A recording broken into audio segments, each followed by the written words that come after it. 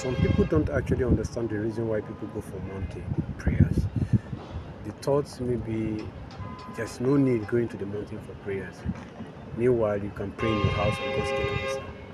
Quite alright, is a good understanding. But going to the mountain for prayers is a time of separation unto God, at the same time an isolation, you know, a deliberate isolated time that you need, so that you can be alone with God.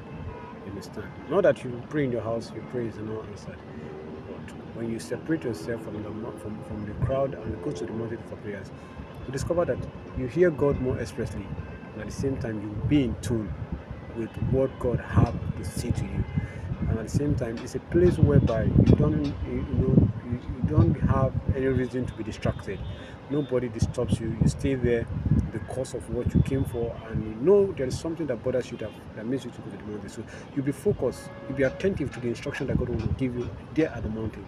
Understand? So that is the reason, the main purpose why people go to the mountain. But a lot of people don't seem to understand that, and they misunderstood that concept of going to the mountain for prayers.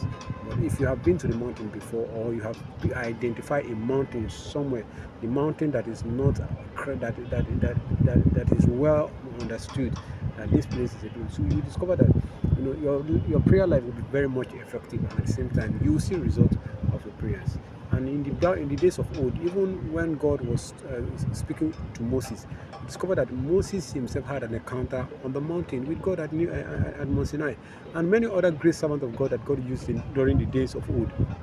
They all have one or two encounter on the mountain, because God take that place to be an isolated place, and there is a special, grace